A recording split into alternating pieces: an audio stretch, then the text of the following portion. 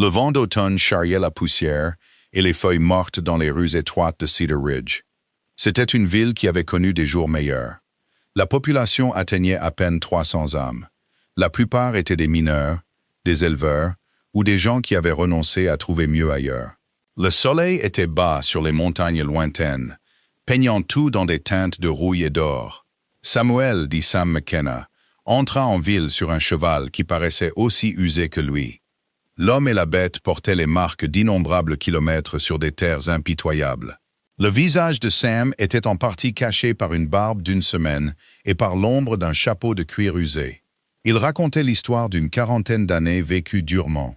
De profondes rides gravées autour de ses yeux gris parlaient de trop nombreux levers de soleil. Le pli permanent de sa bouche suggérait qu'il avait oublié comment sourire quelque part en chemin. Ses vêtements étaient pratiques plutôt que présentables. Une veste en peau de cerf, rapiécée à plusieurs endroits. Un pantalon de toile délavé, de la couleur du sable du désert. Des bottes qui avaient traversé plus d'États que la plupart des gens ne pouvaient en nommer. Tout en lui murmurait l'homme des montagnes et du ciel infini, plutôt que celui d'un lieu civilisé. Les sabots du cheval claquèrent contre les planches de bois en passant devant le magasin général. Madame Henderson balayait son Porsche avec une vigueur inutile. Elle observait l'étranger avec la méfiance réservée aux vagabonds. Sam toucha le bord de son chapeau en guise de salut, ne recevant en retour qu'un bref hochement de tête. Il était habitué à de tels accueils, ou à leur absence. La rue principale de Cedar Ridge n'offrait guère plus que l'essentiel. Le magasin général de Murphy, une forge qui servait aussi d'écurie, le cabinet du docteur Morrison, à la peinture écaillée, et tout au bout, le poussiéreux Saloon Sage. C'est vers ce dernier établissement que Sam guida sa monture. Il était attiré par la promesse d'un whisky qui pourrait laver la poussière du sentier qui lui couvrait la gorge. Il attacha son cheval au poteau d'attache, tapotant l'encolure de l'animal avec une douceur surprenante. « Ce ne sera pas long, Moïse, » murmura-t-il, sa voix rauque par manque d'usage. Le cheval renifla, comme s'il comprenait que la définition de « pas long » de Sam était flexible quand le whisky était en jeu. La porte du saloon s'ouvrit dans un grincement qui annonça son arrivée à la douzaine de clients présents. Les conversations s'interrompirent un instant, les têtes se tournant pour évaluer le nouveau venu. Sam était entré dans assez de saloons pour reconnaître les calculs rapides qui se faisaient. Menace ou opportunité, problème ou juste un autre voyageur poussiéreux de passage. L'intérieur était typique de ce genre d'établissement. De la sciure sur le sol pour absorber les déversements et autres liquides peu ragoûtants. Un long bar marqué par des années d'utilisation, des tables où des hommes jouaient aux cartes avec plus ou moins d'honnêteté. L'air était lourd de fumée de tabac et de l'odeur aigre de la bière renversée. Sam se dirigea vers le bar, choisissant une place au fond. Il pouvait ainsi garder le dos au mur et un œil sur la salle. Le barman, un homme corpulent aux moustaches impressionnantes taillées en pointe, s'approcha. Il avait le pas lent de quelqu'un qui avait appris depuis longtemps que se presser n'améliorait que rarement les choses. « Un whisky », dit Sam, en posant $1 d'argent usé sur le bar. Les yeux du barman passèrent de la pièce au visage de Sam. Il nota l'apparence usée par la route et la façon dont la main de Sam ne s'éloignait jamais du Colt 45 à sa hanche. De passage, c'est le plan. Le ton de Sam n'invitait pas à la conversation. Le whisky arriva dans un verre qui avait connu des jours plus propres, mais Sam avait bu d'empire. La première gorgée brûla la poussière et lui rappela pourquoi il restait rarement dans les villes plus longtemps que nécessaire. Les villes signifiaient des gens, et les gens signifiaient des complications qu'il avait passé la meilleure partie de 2 décennies à éviter. Il avait à peine 20 ans quand il avait choisi la vie dans les montagnes, poussé par des raisons qu'il s'autorisait rarement à examiner de trop près. La guerre était finie, laissant des hommes comme lui à la dérive dans un monde qui avait tourné la page. Pendant ce temps, ils étaient occupés à mourir et à tuer pour des causes qui semblaient moins claires chaque année. Ajoutez à cela une tragédie personnelle qui lui avait arraché le cœur. Elle avait laissé un vide là où vivait autrefois l'espoir. La solitude des montagnes lui avait alors semblé un salut plutôt qu'un exil. Pendant 23 ans, il avait piégé le castor jusqu'à ce que le marché meure. Il avait guidé des convois de chariots jusqu'à ce que le chemin de fer le rende obsolète. Il avait chassé le bison jusqu'à ce qu'il n'en reste presque plus à chasser. Il avait passé des hivers dans des grottes et des étés sous les étoiles. Il apprenait les langages du vent et de la pierre, du ruisseau et du pain. Les montagnes étaient devenues son église, le silence son plus proche compagnon. Mais un homme ne pouvait pas vivre de solitude seul, peu importe ses efforts. L'animal humain, semblait-il, était maudit par le besoin de ses semblables, même quand ce besoin n'apportait que de la douleur. Alors, périodiquement, Sam descendait de ses retraites montagnardes. Il échangeait ses fourrures ou sa poussière d'or contre des provisions. Il buvait assez de whisky pour faire taire les voix dans sa tête. Et il disparaissait à nouveau, avant que quiconque ne devienne trop curieux à propos de l'homme qui semblait avoir oublié comment vivre parmi les gens. Cette fois, c'était différent, bien qu'il ne puisse pas dire exactement pourquoi. Peut-être était-ce la façon dont ses os lui faisaient mal quand le froid s'installait, lui rappelant que 43 ans, ce n'était pas vieux pour un citadin, mais c'était ancien pour un montagnard. Peut-être était-ce le rêve qui le hantait depuis des mois, un rêve de mur qui ne laissait pas entrer le vent, d'un feu que quelqu'un d'autre entretenait, de voix qui n'étaient pas que les échos de ses propres pensées. « Vous êtes Sam McKenna ?» La question le tira de sa rêverie. Un jeune homme, à peine sorti de l'adolescence à vue d'œil, se tenait là, se balançant nerveusement d'un pied sur l'autre. La main de Sam se déplaça instinctivement vers son arme. D'après son expérience, quiconque connaissait son nom sans présentation signifiait généralement des ennuis. Ça dépend de qui demande. Jake Morrison, monsieur. Le fils du docteur Morrison. Le garçon leva les mains dans un geste apaisant. J'ai une lettre pour vous. Elle est arrivée il y a environ un mois, mais on ne savait pas si vous viendriez la chercher un jour. Une lettre. Sam ne se souvenait pas de la dernière fois que quelqu'un lui avait écrit. Tous ceux qui auraient pu s'en soucier étaient morts depuis longtemps, ou l'avaient abandonné des années auparavant. Vous êtes sûr qu'elle est pour moi? Oui, monsieur. Samuel Josiah McKenna, originaire de Virginie. C'est bien vous, n'est-ce pas? Sam hocha lentement la tête, acceptant l'enveloppe que le garçon sortit de sa veste. Le papier était de qualité, du genre qui parlait d'argent et d'éducation. Son nom était écrit dans une écriture précise et soignée qui ne lui rappelait rien. « L'expéditeur a payé pour qu'on la garde pour vous », ajouta Jake. « Il a dit que vous finiriez probablement par vous montrer. Le doc la garde dans son coffre. » Sam retourna l'enveloppe dans ses mains. Il remarqua l'adresse de retour d'un cabinet d'avocats de Denver. Son estomac se noua. D'après son expérience, les avocats signifiaient soit la mort, soit des ennuis, parfois les deux. « Merci », réussit-il à dire, se surprenant lui-même par sa courtoisie. Le garçon hocha la tête et s'éclipsa, laissant Sam seul avec son whisky et une lettre qui semblait plus lourde qu'elle ne devrait. Il ne l'ouvrit pas encore. Au lieu de cela, il commanda un autre whisky et laissa ses yeux parcourir la pièce. Le saloon s'était rempli à l'approche du soir. Des mineurs avec de la poussière d'or encore collée à leurs vêtements. Des cow-boys dépensant leur salaire avant de l'avoir vraiment gagné. Quelques marchands et citadins qui préféraient l'honnêteté d'un saloon aux prétentions de leur propre salon. Dans un coin, une partie de poker s'animait, les voix s'élevant avec les mises. Près de la porte, un groupe de cow-boys riait d'une blague qui n'était probablement pas aussi drôle que le whisky le laissait paraître. Le piano dans le coin restait silencieux. Cedar Ridge n'était pas assez prospère pour s'offrir des divertissements réguliers.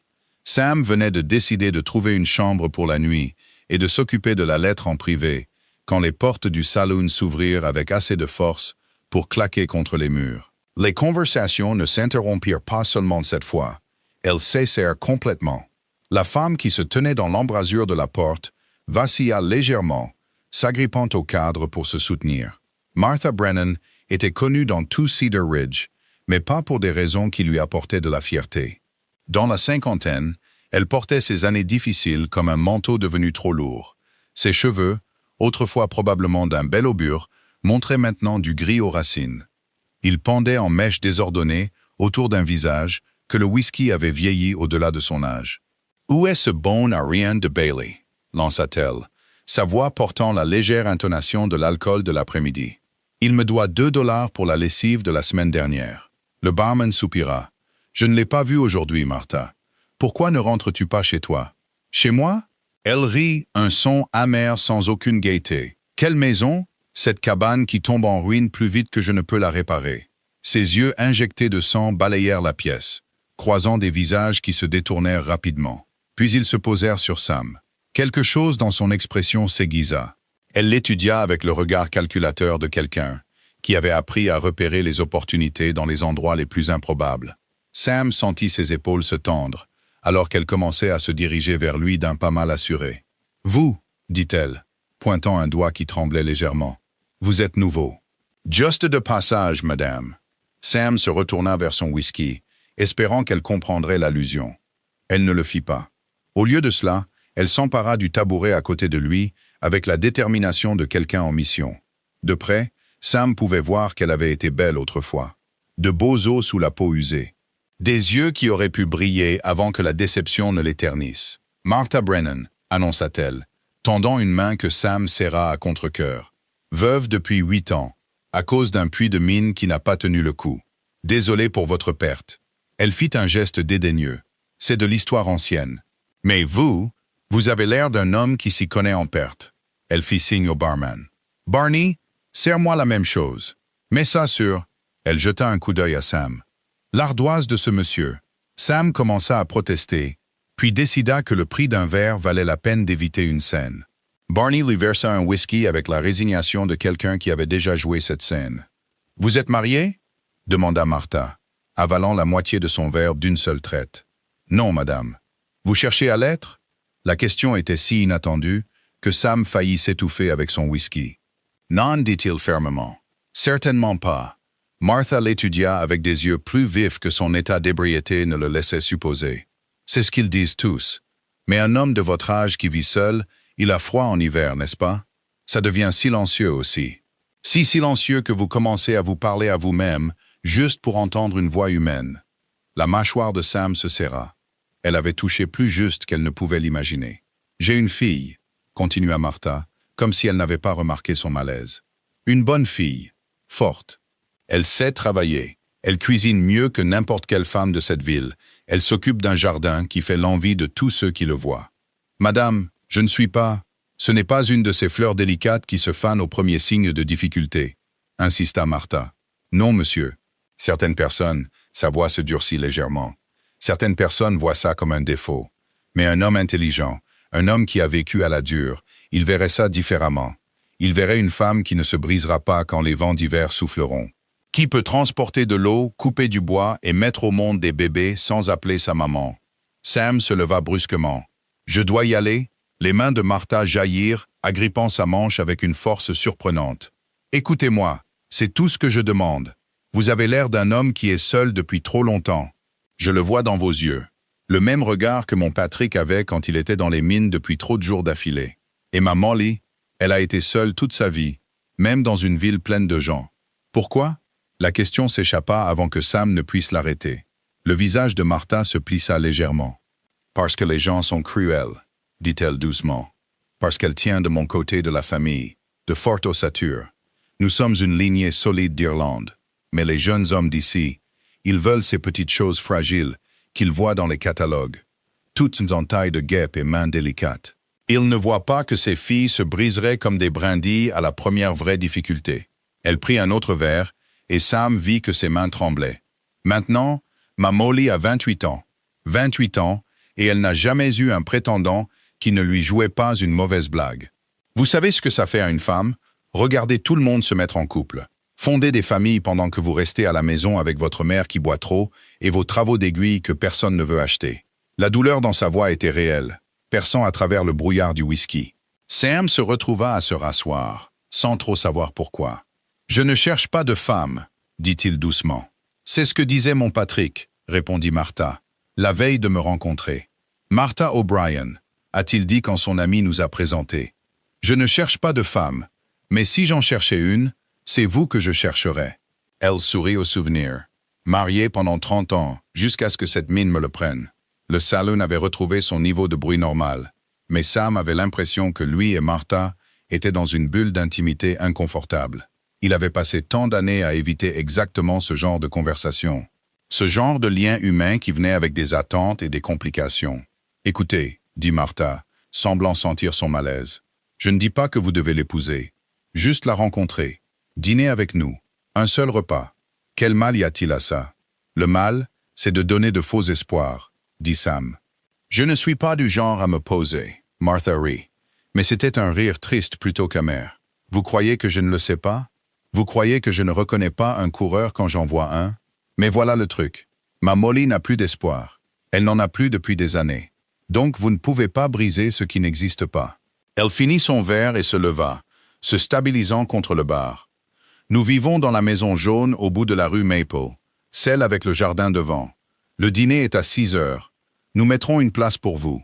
Je ne viendrai pas, prévint Sam. Peut-être pas, admit Martha. Mais nous mettrons une place quand même. Ça fait des années qu'on met une place en plus. Juste au cas où. Qu'est-ce qu'une chaise vide de plus? Elle se tourna pour partir, puis se retourna. Vous savez ce qu'il y a de plus cruel? Ma Molly est belle. Pas de la façon dont cette ville mesure la beauté, mais de la façon qui compte. Elle a des yeux comme un ciel d'été et un sourire qui pourrait illuminer une pièce, si seulement quelqu'un lui donnait une raison de l'utiliser. Elle a un cœur si grand qu'il contient toute la peine que cette ville lui a infligée et il a encore de la place pour la gentillesse. La voix de Martha se brisa. Mais personne ne le voit. Il la regarde et voit. Eh bien, ils voient ce qu'ils veulent voir. Une grande fille, la grosse Molly, comme certains l'appellent, mais plus jamais devant moi. Pas depuis que j'ai pris un rouleau à pâtisserie sur la tête de Vernon Blackwood pour l'avoir dit. Elle vacilla de nouveau, et Sam tendit instinctivement la main pour la stabiliser. Elle lui tapota la main avec des doigts rugueux par le travail, malgré son état actuel. « Vous avez des mains douces, observa-t-elle. Pour un homme à l'air si dur. C'est bien. Molly mérite de la douceur. » Sur ce, elle se dirigea vers la porte, sa dignité intacte malgré sa démarche chancelante. Le saloon sembla expirer collectivement une fois qu'elle fut partie. Les conversations reprirent avec une vigueur accrue. « Ne faites pas attention à Martha, » dit Barney, remplissant le verre de Sam sans qu'on le lui demande. « Elle essaye de marier cette fille depuis des années. C'est pire quand elle a bu. »« La fille est vraiment si terrible ?» demanda Sam, curieux malgré lui. Barney haussa les épaules. « Ça dépend de ce que vous cherchez. Elle est grande, on ne peut pas le nier. Mais c'est aussi l'une des âmes les plus gentilles de cette ville. Elle aide le Dr. Morrison avec ses patients. Elle apprend à lire aux petits quand l'institutrice est malade. Je ne l'ai jamais entendu dire un mot méchant sur qui que ce soit. Même quand il s'interrompit. Même quand ils sont méchants avec elle. Ce n'est pas toujours une ville gentille, dit Barney prudemment. Les gens s'ennuient. Ils se créent leur propre divertissement. Molly Brennan est la cible de blagues depuis qu'elle est petite. Mais elle reste silencieuse. Elle s'occupe de sa mère. Elle entretient son jardin. Elle aide là où elle peut. Sam fixa son whisky. Il était venu en ville pour des provisions, peut-être une nuit de repos, puis retour aux montagnes. Il n'était pas venu pour les complications, pour les invitations à dîner, pour les femmes aux yeux de ciel d'été qui n'avaient jamais eu de raison de sourire. La maison jaune au bout de la rue Maple, murmura-t-il. Barney lui lança un long regard. « Vous n'envisagez pas sérieusement d'y aller ?»« Non, » dit Sam fermement. « Je note juste les endroits à éviter. » Mais en finissant son verre et en sortant pour trouver un logement pour la nuit, il se surprit à se demander quel genre de femme survivait à des années de cruauté avec une gentillesse intacte. Et malgré son bon sens, il se sentit curieux de ses yeux comme un ciel d'été et de ce visage qui ne souriait jamais. La lettre dans sa poche se froissa alors qu'il marchait, lui rappelant qu'il avait ses propres complications à gérer. Quoi que cet avocat de Denver veuille, ça ne pouvait pas être bon. Les hommes comme Sam ne recevaient pas de bonnes nouvelles des avocats. Mais en passant par la rue Maple, il se surprit à y jeter un coup d'œil, remarquant la maison jaune au bout avec son jardin devant. Même dans la lumière mourante, il pouvait voir que le jardin était en effet quelque chose de spécial.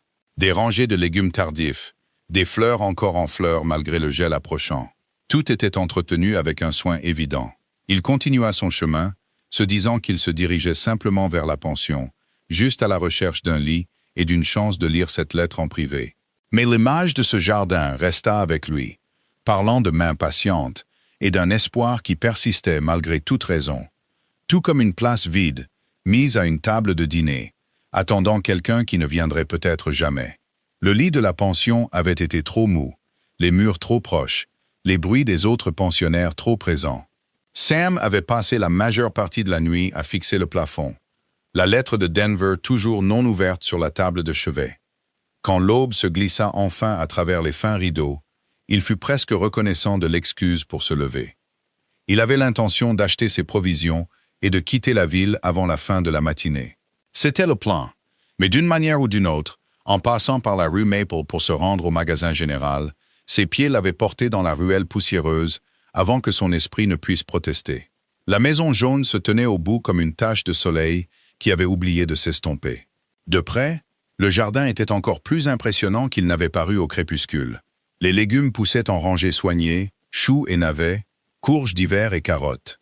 Des fleurs s'épanouissaient entre eux, des soucis et des astères, leurs couleurs vives contrastant avec le vert déclinant.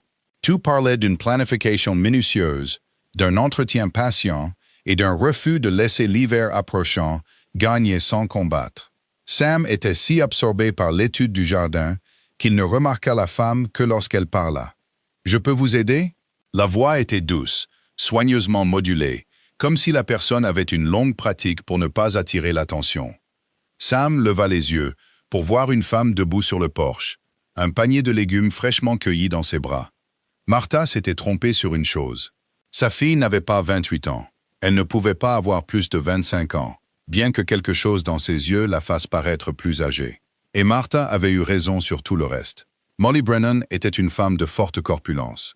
Il n'y avait pas de façon délicate de le dire. Elle était presque aussi grande que Sam, avec de larges épaules et une silhouette qui parlait de force plutôt que de mode.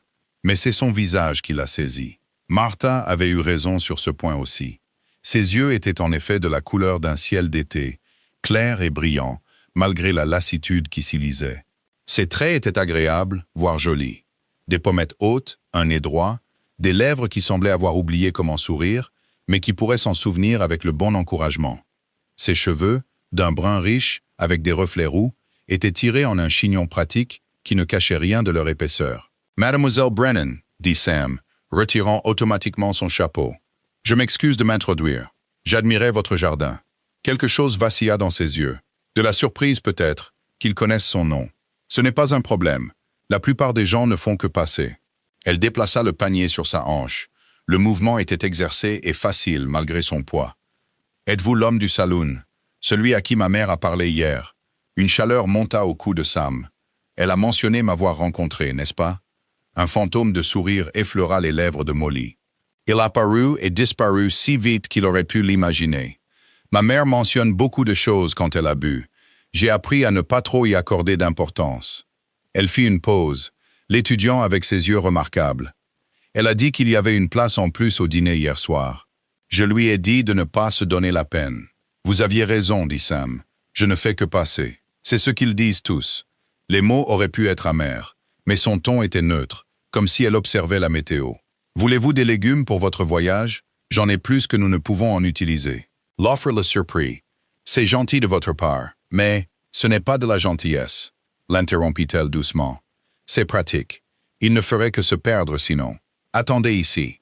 Elle disparut dans la maison avant qu'il ne puisse protester, le laissant debout, maladroit, près de la barrière du jardin.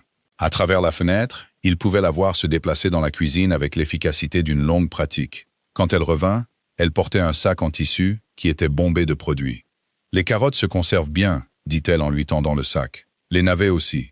Le pain est frais de ce matin.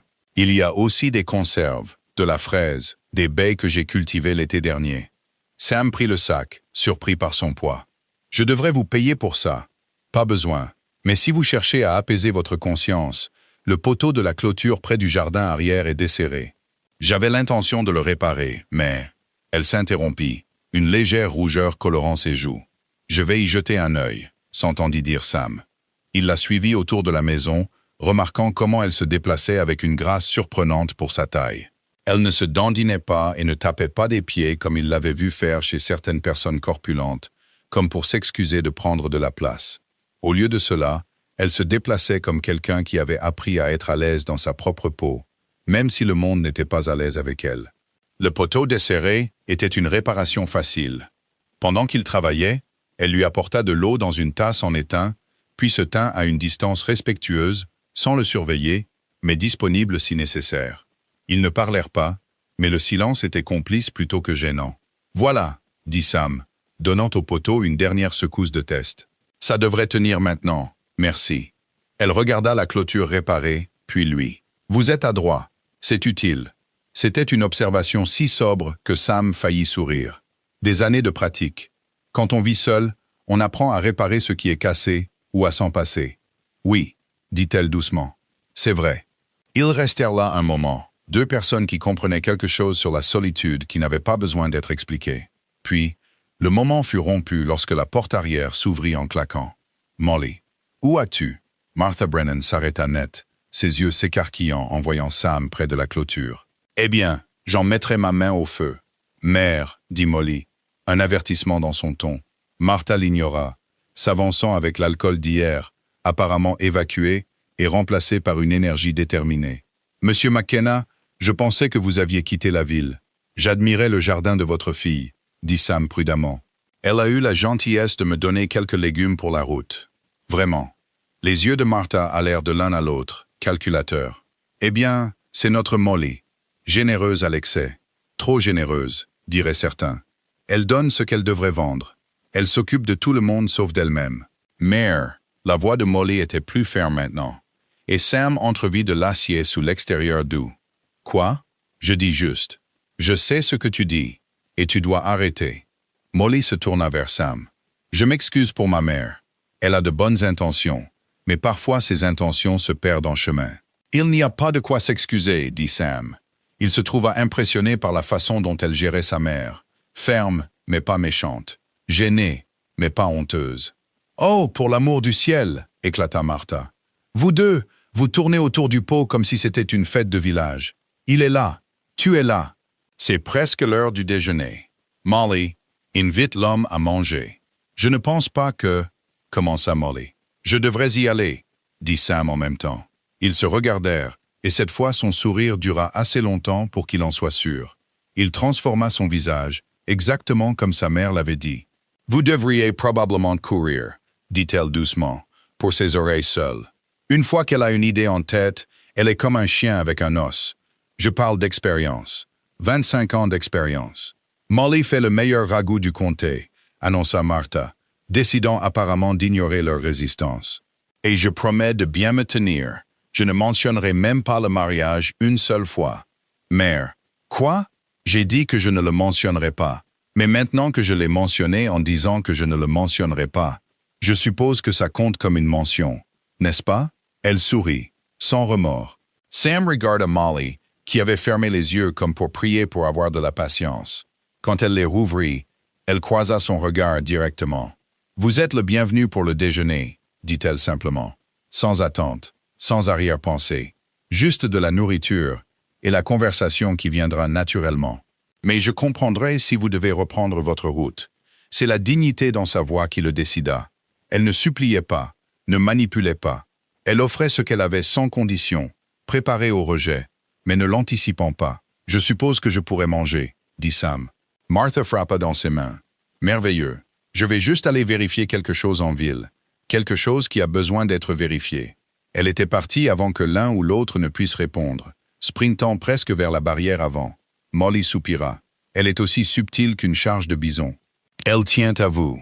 Elle se sent coupable, » corrigea Molly. « Elle pense que c'est de sa faute si je suis comme je suis. Son sang, ses os, sa lignée irlandaise, comme elle dit. Comme si j'étais une sorte d'erreur qui a besoin d'être réparée. »« L'êtes-vous » demanda Sam. « Une erreur ?» Elle le regarda vivement, cherchant la moquerie et n'en trouvant apparemment pas. « Non, dit-elle après un moment. Je suis juste moi. C'est soit suffisant, soit ça ne l'est pas, selon qui regarde. Et que voyez-vous quand vous regardez ?» Elle se détourna, s'occupant de rassembler les outils qu'il avait utilisés. « Je vois quelqu'un qui fait pousser de bons légumes et qui fait du bon pain, et qui peut soulever un sac de farine de 50 livres sans effort. Je vois quelqu'un qui connaît chaque enfant de la ville par son nom et qui peut soulager leur peine quand ils tombent. Je vois quelqu'un d'utile. C'est tout. » Elle se retourna vers lui. Qui aurait-il d'autre? Sam pensa à toutes les façons dont les gens se définissent par leurs pertes, leurs échecs, leurs peurs. Il pensa à comment il avait passé 23 ans à se définir par ce qu'il fuyait, plutôt que par ce vers quoi il courait. « Peut-être que c'est suffisant, dit-il. » Elle l'étudia un long moment, ses yeux bleu ciel voyant plus qu'il n'était à l'aise. « Vous êtes un drôle de personnage, monsieur McKenna. »« Sam, dit-il, et on m'a déjà traité de pire. » Cette fois, son sourire était plus plein, plus naturel. « Eh bien, alors Sam, voyons si je peux vous nourrir assez bien pour compenser les plans que ma mère est sans aucun doute en train de manigancer en ville. » Alors qu'il la suivait dans la maison, Sam se surprit à penser que peut-être, juste peut-être, rester pour un repas ne serait pas le désastre qu'il avait anticipé. Après tout, il avait mangé en pire compagnie, et les légumes dans son sac prouvaient qu'elle savait cuisiner. Quel mal un déjeuner pouvait-il faire? Le déjeuner s'était prolongé dans l'après-midi. La conversation coulait plus facilement que Sam ne l'avait prévu. Molly avait une manière discrète de faire raconter des histoires. Il s'était retrouvé à lui parler d'endroits qu'il avait vus. Des montagnes qui touchaient le ciel, des vallées si vertes qu'elles faisaient mal aux yeux, des ruisseaux si clairs qu'on pouvait compter les galets au fond. Elle écoutait avec un intérêt sincère, posant des questions qui montraient qu'elle avait été attentive. Maintenant, alors qu'ils retournaient ensemble vers la ville, elle pour livrer des conserves au Dr Morrison, lui pour enfin rassembler ses provisions, Sam ressentit un contentement inhabituel. Le genre qui fait baisser la garde d'un homme. C'est alors que Vernon Blackwood apparut. Il descendit la rue principale en se pavanant comme si elle lui appartenait, ce qui, d'une certaine manière, était le cas. Son père possédait le plus grand ranch du comté. La banque détenait des hypothèques sur la moitié des propriétés de la ville, et Vernon avait grandi en croyant que cela faisait de lui un roi. À 25 ans, il était beau de la manière que l'argent peut entretenir. Des vêtements fins, toujours propres et repassés. Des bottes qui n'avaient jamais vu de vrai travail. Un sourire qui n'atteignait jamais tout à fait ses yeux gris et froids. « Tiens, tiens », dit Vernon, s'arrêtant juste sur leur chemin. « Si ce n'est pas le monument de Cedar Ridge en personne. Comment allez-vous aujourd'hui, puissante Molly ?» Sam sentit Molly se tendre à côté de lui, bien que son visage restât soigneusement neutre. « Monsieur Blackwood », dit-elle doucement, essayant de le contourner. Vernon se déplaça pour la bloquer à nouveau, son sourire s'élargissant. « Allons, allons, pas besoin de se presser. Je disais justement aux garçons au saloon qu'on devrait vous inscrire à la foire du comté cette année. Dans la compétition de bétail, bien sûr.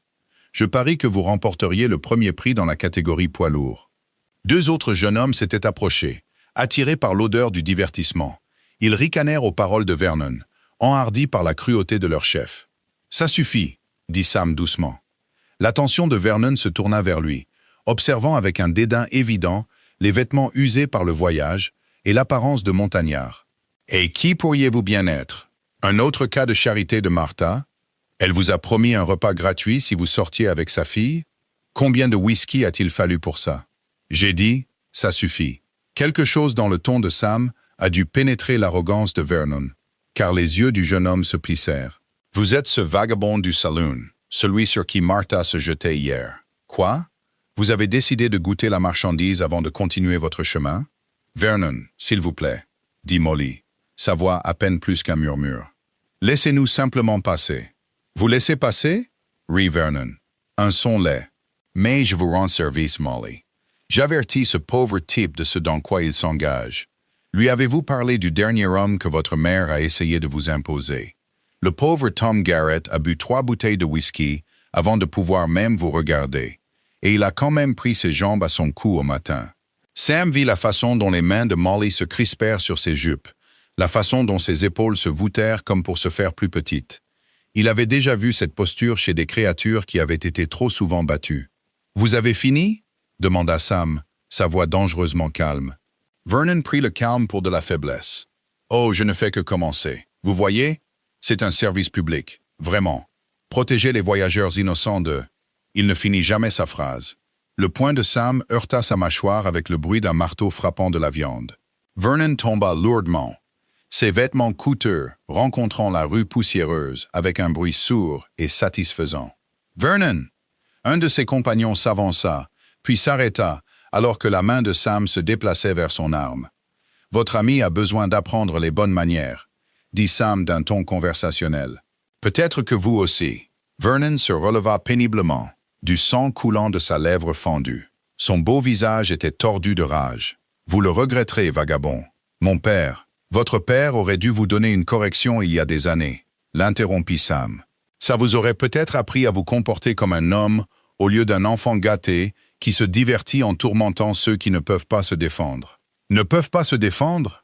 cracha Vernon du sang. « Elle est assez grande pour repousser un grizzly. » Cette fois, ce ne fut pas Sam qui réagit. Oui, dit Molly en s'avançant. Sa voix était différente maintenant, plus forte, portant une dureté que Sam n'avait pas encore entendue. Je suis grande, je suis forte. Je pourrais probablement vous briser en deux si j'en avais envie. Mais je ne le fais pas parce que, contrairement à vous, j'ai été élevé pour être meilleur que mes pires impulsions. Vernon la regarda, bouche bée. Durant toutes leurs années de tourment, elle n'avait jamais répondu, jamais ne s'était défendue. « Vous vous croyez maligne ?» continua-t-elle, ses yeux bleus flamboyants. « Vous vous croyez supérieur parce que votre père a de l'argent et que vous avez un visage qui passe bien en photo. Mais vous n'êtes rien. Vernon Blackwood, vous êtes un homme petit et mesquin qui a besoin de faire en sorte que les autres se sentent sans valeur pour pouvoir vous sentir important.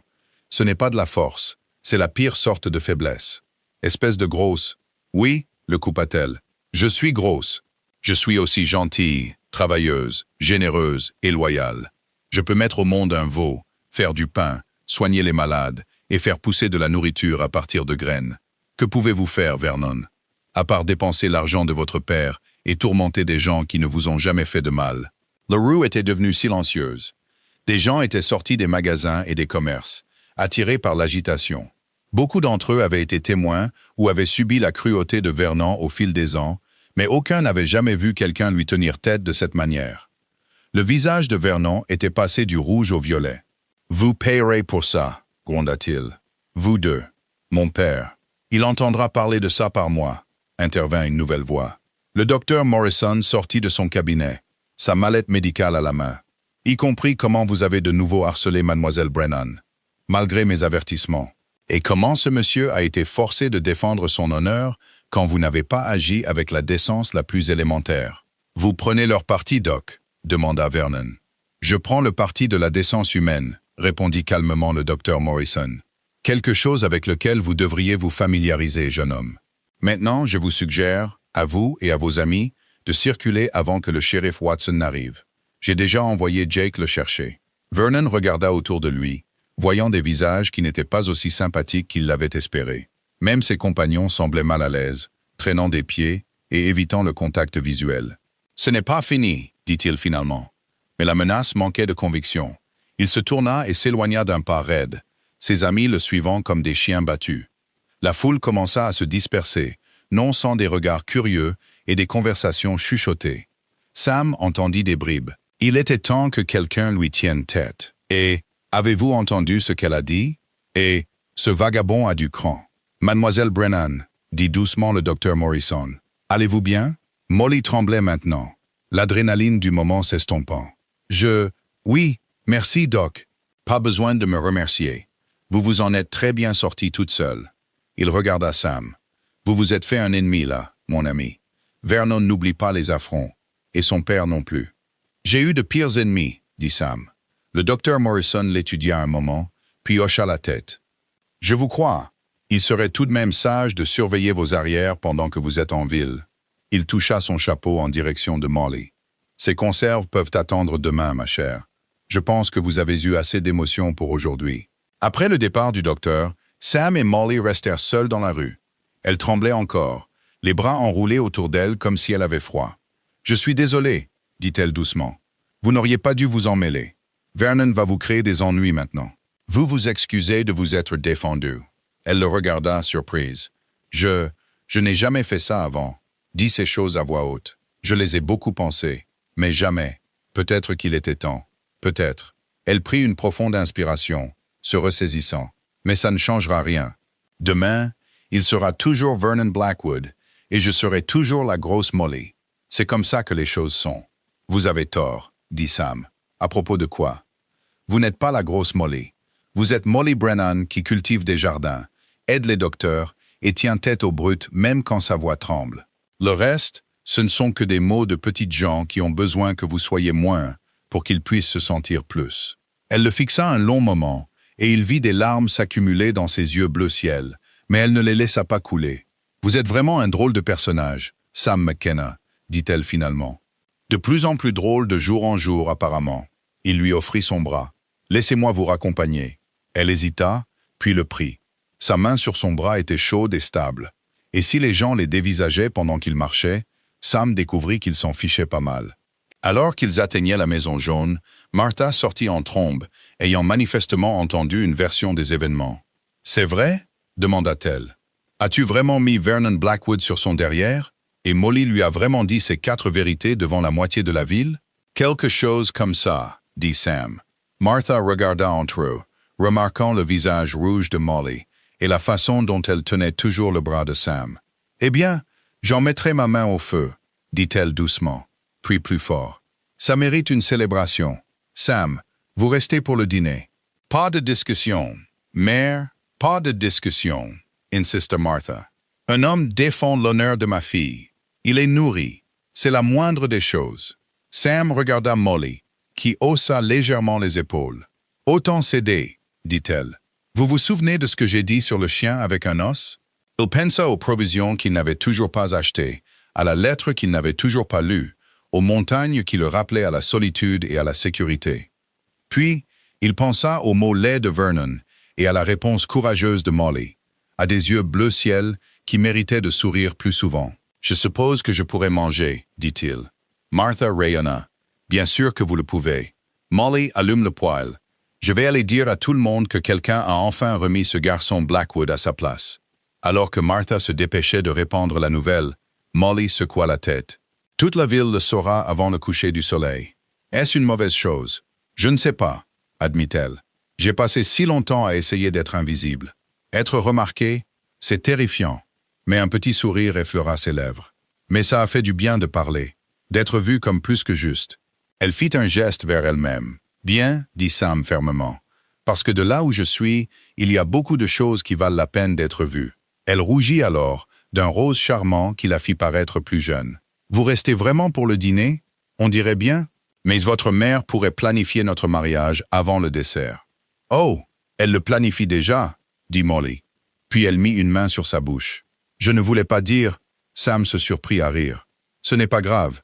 Il faut plus qu'une mère ambitieuse pour me piéger dans quelque chose que je ne veux pas. »« Et que voulez-vous » demanda-t-elle doucement.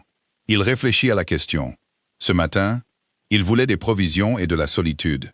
Maintenant, en ce moment, je veux voir ce que vous cuisinez pour le dîner. Le reste peut se régler tout seul. Ce n'était pas une grande réponse, mais elle sembla l'accepter. En entrant dans la maison, Sam se surprit à penser que parfois, les désirs d'un homme pouvaient changer sans qu'il s'en aperçoive. Et parfois, juste parfois, ce n'était peut-être pas une mauvaise chose. Les jours qui suivirent prirent un rythme que Sam n'avait pas connu depuis des décennies. Il avait loué une chambre à la pension, mais se retrouvait à passer plus de temps à la maison jaune de la rue Maple que n'importe où ailleurs.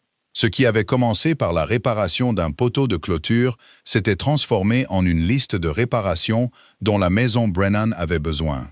Des planches de plancher desserrées, une fuite dans le toit, des volets qui pendaient de travers après trop de tempêtes d'hiver. « Vous n'êtes pas obligé de faire tout ça, » dit Molly pour la 100e fois, le regardant travailler à remplacer les planches pourries du porche avant. « Je sais, » répondit Sam, sans lever les yeux de son travail. « Passez-moi ce marteau, s'il vous plaît. » Elle le lui passa, leurs doigts s'effleurant brièvement.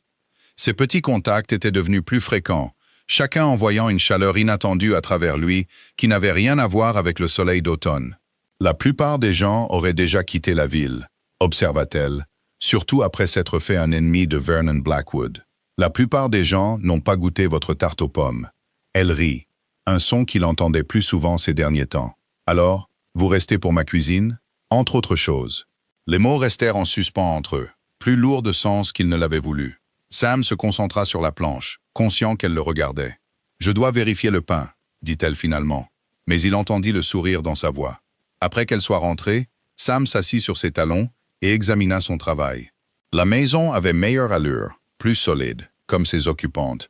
Elle avait de bons os sous la négligence. Martha avait considérablement dégrisé depuis son arrivée, comme si la présence d'un homme dans la maison lui avait donné une raison de se ressaisir. Elle buvait encore, mais pas à l'excès, et elle avait pris l'habitude de disparaître pour de longues courses qui lui donnaient, à lui et à Molly, du temps seul. Non pas qu'ils aient fait quoi que ce soit d'inapproprié avec ce temps. Ils parlaient surtout ou travaillaient dans un silence complice. Sam avait appris que Molly lisait tous les livres qu'elle pouvait trouver, qu'elle connaissait les noms latins des plantes, qu'elle avait un jour rêvé d'être enseignante avant d'accepter que la ville n'engagerait jamais quelqu'un qui lui ressemblait pour former de jeunes esprits. En retour, il lui raconta des choses dont il n'avait pas parlé depuis des années. Son enfance en Virginie avant la guerre, son premier hiver dans les montagnes où il avait failli mourir de froid et de bêtises. La beauté d'un lever de soleil depuis un sommet si haut que les nuages ressemblaient à des vagues d'océan en dessous. Il ne lui avait pas parlé de la guerre elle-même, ni de Mary, ni de l'enfant mort avec elle. Certaines blessures étaient trop profondes pour les mots, même avec quelqu'un qui écoutait comme Molly. « Monsieur McKenna !» Sam leva les yeux pour trouver Jake Morrison près de la barrière, se tortillant avec un malaise évident. « Le doc a besoin de vous », dit le garçon. « Il y a eu un accident à la ferme Hendrickson. Il dit d'amener mademoiselle Molly aussi, si elle veut bien. » Sam fut sur ses pieds immédiatement. Quel genre d'accident? La grange s'est effondrée. Monsieur Hendrickson est coincé sous les poutres. Le doc dit que c'est grave. Molly apparut à la porte, attrapant déjà son châle. J'ai entendu. Laissez-moi prendre les fournitures médicales que je garde ici. Ils firent le trajet de 3 miles jusqu'à la ferme Hendrickson, dans le chariot du docteur Morrison. Molly était assise entre Sam et le docteur, un panier de fournitures sur ses genoux. Sam regarda ses mains alors qu'elle vérifiait et revérifiait le contenu. Des mains stables, des mains compétentes, des mains qui connaissaient leur métier. La scène à la ferme était chaotique. La moitié de la grange s'était effondrée, et des hommes des fermes voisines travaillaient frénétiquement pour déblayer les débris. Des femmes se regroupaient à proximité, certaines pleurant, d'autres organisant l'eau et les bandages. « Là !» pointa le docteur Morrison. « Ils l'ont presque dégagé. » Sam rejoignit les hommes qui travaillaient à soulever les poutres, tandis que Molly et le docteur Morrison se préparaient au pire. Il fallut 6 d'entre eux pour déplacer la poutre principale qui avait coincé les jambes de Carl Hendrickson. L'homme hurla quand ils la soulevèrent. Un son qui renvoya Sam à des champs de bataille qu'il essayait d'oublier. « Doucement maintenant », dirigea le docteur Morrison, alors qu'il transportait Hendrickson, là où il avait installé une zone de traitement improvisée. « Molly, j'ai besoin que tu... »« Déjà fait », dit-elle, ses mains se déplaçant avec une efficacité exercée. Elle remonta ses manches, révélant des avant-bras forts alors qu'elle travaillait à couper le pantalon en lambeaux de Hendrickson. Sam la regarda travailler aux côtés du docteur, étonné de sa transformation. Fini la femme timide qui s'excusait de prendre de la place. À sa place se trouvait quelqu'un de confiant, de compétent, d'essentiel. Elle anticipait les besoins du docteur Morrison, lui tendant les outils avant qu'il ne les demande, appliquant une pression là où c'était nécessaire, parlant doucement à Hendrickson quand la douleur le faisait se débattre. « Tenez-le fermement », ordonna le docteur Morrison. Et Sam se retrouva aux épaules de Hendrickson, maintenant l'homme immobile, pendant que le docteur travaillait à réduire des os gravement fracturés. « Vous vous en sortez bien, Carl, » dit Molly, essuyant la sueur du front de l'homme blessé. « Pensez à Elsie. Pensez à vos garçons. Ils ont besoin que vous vous battiez. » Il fallut 2 heures pour stabiliser Hendrickson assez pour le déplacer dans la maison. À ce moment-là, la robe de Molly était tachée de sang et de saleté. Ses cheveux s'étaient détachés de leurs épingles et elle avait l'air épuisée. Mais elle continua à travailler, aidant à installer le patient, préparant des médicaments, instruisant Elsie Hendrickson sur ses soins. « Il s'en sortira », dit doucement le docteur Morrison au groupe rassemblé. Grâce à un travail rapide et à des mains compétentes. Il regarda Molly avec insistance. « Je n'aurais pas pu m'en sortir sans vous, ma chère. »« N'importe qui aurait aidé, » dit Molly. Mais Sam vit la rougeur de plaisir sur ses joues. « Non, » dit fermement Elsie Hendrickson. « Pas n'importe qui. Vous saviez exactement quoi faire. Vous avez sauvé la vie de mon Carl. » Alors qu'il se préparait à partir, plusieurs des femmes de la ferme s'approchèrent de Molly. Des femmes qui avaient auparavant gardé leur distance, qui avaient chuchoté derrière leurs mains quand elle passait.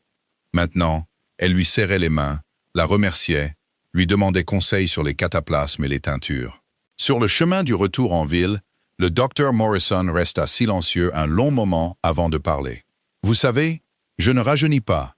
Je pensais prendre un assistant, quelqu'un qui pourrait aider avec les visites à domicile, gérer les choses quand je suis cloué au lit par mes rhumatismes. » Les mains de Molly s'immobilisèrent sur le panier. « Doc, le salaire ne serait pas élevé, » continua-t-il. « Mais c'est un travail stable, un travail respectable, si ça vous intéresse. » Oui, ça m'intéresse. » Sa voix était à peine plus qu'un murmure. « Bien, passez demain et nous réglerons les détails. » Il jeta un coup d'œil à Sam. en supposant que ce monsieur n'ait pas d'autre projet pour vous. Doc, le visage de Molly devint écarlate. Le vieil homme gloussa. J'observe juste. Un homme ne répare pas une maison sans raison. Sam garda les yeux sur la route, mais il était conscient de la présence de Molly à ses côtés. Il pouvait sentir la chaleur qui émanait d'elle malgré l'air frais du soir. Une maison a besoin d'entretien, dit-il prudemment. Sinon, elle tombe en ruine. En effet, acquiesça le docteur Morrison. En effet, ils déposèrent le docteur à son cabinet, puis Sam ramena Molly chez elle. Martha attendait sur le porche, ayant appris la nouvelle par le mystérieux réseau de communication qui reliait chaque foyer du comté. « C'est vrai ?» demanda-t-elle. « Carl Hendrickson a failli mourir. Et ma Molly a aidé à le sauver ?»« C'est vrai », confirma Sam, aidant Molly à descendre du chariot. Elle vacilla légèrement, l'épuisement la rattrapant, et il la stabilisa avec une main à sa taille. « Je dois me laver, » dit Molly. « Je suis dans un état lamentable. »« Vous êtes magnifique, » dit Sam, les mots s'échappant avant qu'il ne puisse les arrêter. Elle se figea, le regardant avec ses yeux bleu ciel écarquillés de choc. Martha fit un petit bruit qui aurait pu être un cri de joie rapidement réprimé. « Je veux dire, » commença Sam, puis s'arrêta. « Que voulait-il dire? »« Je veux dire, vous avez fait un travail magnifique aujourd'hui. Vous regardez avec le docteur Morrison, voir comment vous avez tout géré. C'était quelque chose à voir. »« Oh ?» Elle baissa les yeux sur sa robe tachée de sang, puis le regarda à nouveau. « Merci. Le doc lui a offert un travail, » dit Sam à Martha, désespéré de détourner l'attention de son lapsus. Comme son assistante. « Un travail ?» Les yeux de Martha se remplirent de larmes. « Oh, Molly, oh, ma chère fille. »« Ce n'est pas si important, » commença Molly. Mais sa mère la coupa avec une étreinte féroce. « Si, ça l'est. C'est tout. C'est les gens qui voient ce que j'ai toujours su. Que tu es spécial. Que tu es nécessaire. » Sam les laissa à leur célébration, se dirigeant vers la pension pour se nettoyer et réfléchir. Mais la réflexion s'avéra dangereuse. Il continuait de voir Molly telle qu'elle avait été aujourd'hui, compétente, confiante, rayonnante de détermination. Il se souvenait de la sensation de sa taille sous sa main, de la façon dont elle l'avait regardé quand il l'avait appelée magnifique. Il était à Cedar Ridge depuis 2 semaines maintenant. Ses provisions étaient achetées, dans sa chambre, attendant d'être chargées. La lettre de Denver restait non ouverte, un problème pour un autre jour. Il pourrait partir demain, retourner à ses montagnes et à sa solitude. Mais il savait qu'il ne le ferait pas. Parce que quelque part entre la réparation de poteaux de clôture et le partage de repas, entre la confrontation avec des brutes et l'avoir sauvé la vie d'un homme, Sam McKenna avait fait la seule chose qu'il s'était juré de ne plus jamais faire. Il avait commencé à s'attacher. Et cela le terrifiait plus que n'importe quel ennemi qu'il ait jamais affronté. Ce soir-là, il retourna à la Maison Jaune pour le dîner, comme c'était devenu son habitude. Molly s'était lavée et changée. Ses cheveux étaient de nouveau soigneusement épinglés. Mais il y avait quelque chose de différent en elle. Une nouvelle confiance dans sa façon de bouger, une lueur dans ses yeux qui n'était pas là avant. « J'ai réfléchi », dit-elle en servant le repas, à ce que le docteur Morrison a dit sur le fait d'être son assistante. « C'est une bonne opportunité, » dit Sam. « Ça l'est, mais c'est aussi effrayant. Et si je ne suis pas assez bonne? Et si les gens ne m'acceptent pas dans ce rôle? »« Vous étiez assez bonne aujourd'hui, » souligna Sam. « Et ces femmes de la ferme semblaient vous accepter très bien. C'était différent.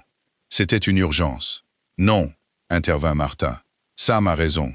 Aujourd'hui, les gens ont vu la vraie toi, celle que nous avons toujours vue. Celle que cet imbécile de Vernon Blackwood a essayé de cacher avec ses mots cruels. » Molly sourit à sa mère, puis à Sam. « Peut-être que vous avez raison. Peut-être que les choses peuvent changer. »« Les choses changent déjà, » dit Sam doucement. Elle croisa ses yeux par-dessus la table, et quelque chose passa entre eux. Une compréhension, une possibilité, un avenir auquel aucun des deux ne s'attendait. « Oui, » dit-elle doucement. « Elle change. » Dehors, la nuit s'installa sur Cedar Ridge, apportant avec elle le premier vrai froid de l'automne. Mais à l'intérieur de la Maison Jaune, réchauffée par la nourriture, la compagnie et quelque chose qui aurait pu être le début de l'amour, personne ne remarqua le froid. Le hurlement du sifflet de la mine déchira l'air de l'après-midi comme un couteau. 3 longs coups suivis de 3 courts. Le signal que tout le monde à Cedar Ridge redoutait. Éboulement. Sam aidait Molly à organiser les fournitures médicales dans le cabinet du docteur Morrison quand ils l'entendirent. Elle devint blême, laissant tomber la bouteille de laudanum qu'elle tenait. « C'est la mine Consolation », souffla-t-elle. « Oh mon Dieu, c'est là que travaille la moitié de la ville. » Le docteur Morrison attrapait déjà ses sacs. « Molly, prends tous les bandages que nous avons. Sam, cours à l'église. Ils vont s'installer là pour les blessés. Dis-leur qu'on aura besoin de tables, d'eau chaude, beaucoup d'eau chaude. » Les heures suivantes se confondirent en un cauchemar de poussière, de sang et de voix désespérées. La mine Consolation était le plus grand employeur de la ville, et l'éboulement avait piégé 23 hommes dans le puits inférieur. Au moment où Sam arriva sur le site de la mine, des dizaines de personnes s'étaient rassemblées. Des épouses, des enfants, des amis des mineurs piégés. « On a besoin de tous les hommes valides », cria le contremaître de la mine. « Il faut étayer le puits de secours avant de pouvoir les atteindre. » Sam rejoignit les efforts de sauvetage, travaillant aux côtés d'hommes à qui il n'avait fait que hocher la tête dans la rue. Vernon Blackwood était là aussi, étonnamment. Ses beaux vêtements mis de côté pour une tenue de travail. Leurs regards se croisèrent une fois dans le chaos. Mais ce n'était pas le moment pour les petites rancunes. Au fond de la mine, l'air était épais de poussière et du gémissement des bois de soutènement sous tension. Sam avait été dans des espaces confinés auparavant, mais rien de tel. Le poids de la montagne qui pesait, la conscience qu'un faux mouvement pouvait tout faire s'effondrer sur eux. Doucement, le guida un mineur grisonnant nommé Murphy. « Écoute la montagne. Elle te dira ce qu'elle prépare si tu fais attention. » Ils travaillaient par équipe. 2 heures en bas, 1 heure en haut pour laisser d'autres prendre leur place. Chaque fois que Sam remontait, il cherchait Molly parmi la foule d'assistants. Elle était toujours là, se déplaçant entre les blessés avec le docteur Morrison. Sa robe était maintenant tachée en permanence, son visage tiré par l'épuisement, mais déterminé. C'est pendant sa 3e équipe en bas qu'ils percèrent. Les mineurs piégés étaient blottis dans une poche d'air. Certains blessés, tous terrifiés, mais vivants. L'acclamation qui s'éleva quand ils sortirent pouvait probablement être entendue dans le comté voisin. Molly, un des mineurs secourus, un jeune homme nommé Thomas, appela. « Est-ce que Molly Brennan est là? Ma Sarah, elle va avoir le bébé. Ça a commencé quand le sifflet a sonné. Elle a besoin de... » Molly était déjà en mouvement. Le docteur Morrison l'appela. « Prends Sam avec toi. Je ne peux épargner personne d'autre, et tu pourrais avoir besoin d'aide. » Sam se retrouva à courir dans les rues à ses côtés, portant la mallette médicale pendant qu'elle relevait ses jupes pour se déplacer plus vite. La maison des Thomas était en plein chaos quand ils arrivèrent. Sarah Thomas était en plein travail, assistée par une voisine qui semblait soulagée de les voir. « Dieu merci, » dit la femme. « Ça vient trop vite, et quelque chose ne va pas. » Molly prit les choses en main immédiatement, examinant Sarah avec des mains douces mais efficaces. « Le bébé est mal tourné, » dit-elle à Sam. « J'ai besoin de... » Elle le regarda, semblant réaliser, pour la première fois, qu'il était le seul là pour l'aider. « J'ai besoin que tu la tiennes fermement. Peux-tu faire ça? » Sam avait vu beaucoup de morts dans sa vie, mais la naissance était une toute autre affaire. Pourtant, il hocha la tête, se déplaçant pour soutenir Sarah, comme Molly le lui indiquait. « Vous vous en sortez bien, » apaisa Molly la femme en travail. « Votre Thomas est en sécurité.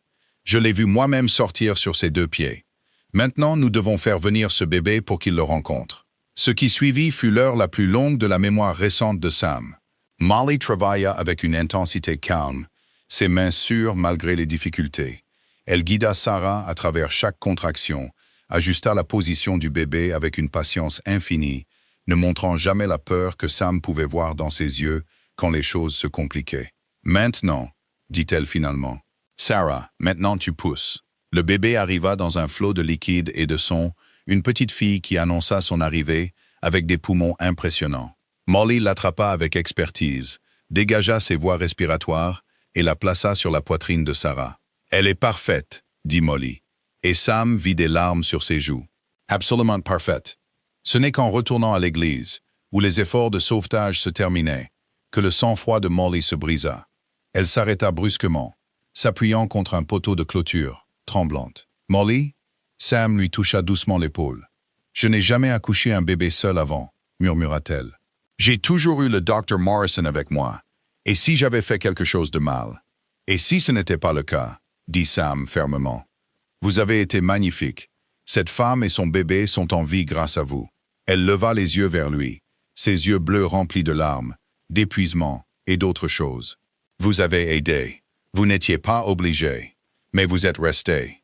Où d'autre serais-je » La simple question sembla briser quelque chose en elle. Elle vacilla vers lui, et Sam la rattrapa, la serrant contre sa poitrine. Elle s'y ajustait parfaitement, sa tête nichée sous son menton, son corps solide et chaud contre le sien. « Je suis si fatiguée, » murmura-t-elle dans sa chemise. « Je sais, rentrons à la maison. » Mais quand ils atteignirent la maison jaune, ils découvrirent que la soirée ne serait pas calme. La moitié de la ville semblait s'y être rassemblée, apportant de la nourriture pour les sauveteurs, partageant des nouvelles des mineurs sauvés. Martha était dans son élément, organisant tout avec l'efficacité d'un général. 17 secourus sans blessures graves, annonça-t-elle en les voyant. 4 avec des os cassés que le doc soigne, 2 toujours portés disparus. Son visage s'adoucit en voyant l'état d'épuisement de Molly. Et j'ai entendu parler du bébé Thomas, né en bonne santé malgré tout. La soirée devint un tourbillon de voisins allant et venant. Des femmes qui avaient à peine reconnu Molly auparavant la cherchaient maintenant, posant des questions sur la naissance, sur les efforts de sauvetage, sur son nouveau poste avec le docteur Morrison. Les hommes hochaient la tête respectueusement à Sam, l'incluant dans leur conversation sur la sécurité de la mine et l'avenir de la ville. Vernon Blackwood apparut à un moment donné, son visage et ses vêtements noirs de poussière de charbon. Il se tint maladroitement à la porte, jusqu'à ce que Martha lui fasse signe d'entrer. « Ne restez pas plantés là, le gronda-t-elle. Les héros ne se cachent pas dans les embrasures de porte. » Les yeux de Vernon trouvèrent Molly à travers la pièce. Pendant un long moment, ils se regardèrent simplement. Puis il traversa la pièce jusqu'à l'endroit où elle était assise, Sam se tendant à côté d'elle. « Mademoiselle Brennan, » dit Vernon d'une voix raide, « j'ai entendu ce que vous avez fait aujourd'hui à la mine et avec le bébé Thomas. » Il déglutit difficilement. « Je vous dois des excuses. Pour tout. Pour des années, d'avoir été moins qu'un homme ne devrait l'être. » Molly l'étudia, puis hocha lentement la tête. « Merci, Vernon. Il a fallu du courage pour dire ça. » Il se déplaça, mal à l'aise. « Mon cousin était l'un des mineurs piégés. Quand j'ai pensé qu'il pourrait mourir là-dessous, eh bien, ça met les choses en perspective. Ce qui compte et ce qui ne compte pas. » Il jeta un coup d'œil à Sam. « Je vous dois des excuses aussi. » Sam tendit la main. Vernon la prit, la poignée de main brève mais ferme.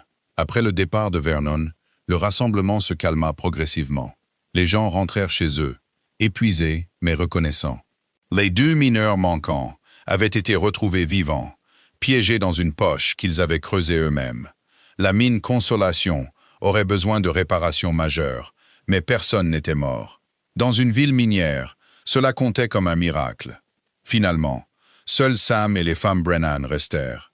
Ils s'assirent sur le porche, malgré la nuit fraîche.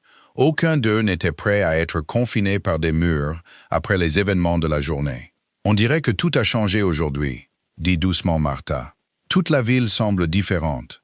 La crise a une façon de montrer ce qui compte vraiment, » observa Sam. « Et qu'est-ce qui compte pour vous, Sam McKenna » demanda Molly, sa voix douce dans l'obscurité. Il resta silencieux un long moment, réfléchissant à la question. Ce matin, il était un vagabond qui aidait aux réparations, prévoyant toujours de retourner à ses montagnes. Ce soir, aujourd'hui, quand je ne vous ai pas trouvé dans la foule au début, dit-il lentement, quand je ne savais pas si vous étiez en sécurité, j'ai réalisé quelque chose. Quoi? Sa voix était à peine un murmure. Que quelque part au cours de ces dernières semaines, Cedar Ridge a cessé d'être juste une autre ville. C'est devenu l'endroit où vous êtes. Et ça compte plus que je ne m'attendais à ce que quoi que ce soit compte à nouveau. Il entendit sa brusque inspiration, sentit Martha se glisser discrètement à l'intérieur pour leur laisser de l'intimité. « Sam, je sais que je ne suis pas ce que vous méritez, » continua-t-il. « Je suis vieux, j'ai mes habitudes, je porte des fantômes que je ne peux pas chasser. Mais vous regardez aujourd'hui, voir votre force, votre compassion, la façon dont cette ville voit enfin ce que j'ai vu depuis le début. Molly, elle l'embrassa. C'était maladroit au début. Aucun des deux n'avait d'expérience récente en la matière. Mais ensuite ses bras l'entourèrent, et ses mains trouvèrent son visage. Et ce devint tout autre chose. Quelque chose qui parlait de la fin de la solitude, du début de l'espoir, de 2 personnes trouvant l'une en l'autre ce qu'elles avaient cessé de chercher. Quand ils se séparèrent enfin, tous deux essoufflés, Molly souriait d'une manière qui transformait tout son visage. « Vous disiez, » l'incita-t-elle. Sam rit, se surprenant lui-même. « Je disais que je vous aime, Molly Brennan. Que Dieu me vienne en aide, je vous aime. »« Bien, » dit-elle simplement. « Parce que je vous aime aussi, Sam McKenna. » Fantôme et tout. Ils s'assirent ensemble sur la balançoire du porche, sa tête sur son épaule, son bras autour de sa chaleur solide. Au-dessus d'eux, les étoiles apparurent une par une dans le ciel clair de la montagne. Demain apporterait de nouveaux défis. La mine à réparer, les blessés à soigner, une ville à reconstruire. Mais ce soir, ils avaient ça, l'un l'autre, et la certitude que parfois, des ténèbres les plus profondes peuvent émerger les lumières les plus vives. « Restez », dit doucement Molly. « Pas seulement ce soir, pas seulement pour une autre semaine. Restez. » Sam déposa un baiser sur ses cheveux, respirant l'odeur de savon à la lavande et de travail honnête. « Oui », dit-il simplement. « Oui », et à ce moment-là, il le pensait de tout son être. La lettre arriva un mardi matin, livrée par un coursier spécial qui semblait déplacé à Cedar Ridge avec ses vêtements de ville et son air impatient. Sam venait de finir d'aider Molly à préparer le cabinet du Dr. Morrison pour la journée quand Jake fit irruption. « Sam, il y a un homme chic à la pension qui vous demande. Il dit que c'est urgent. » L'homme chic s'avéra être un clerc d'avocat de Denver, du même cabinet dont Sam portait la lettre non ouverte depuis des semaines.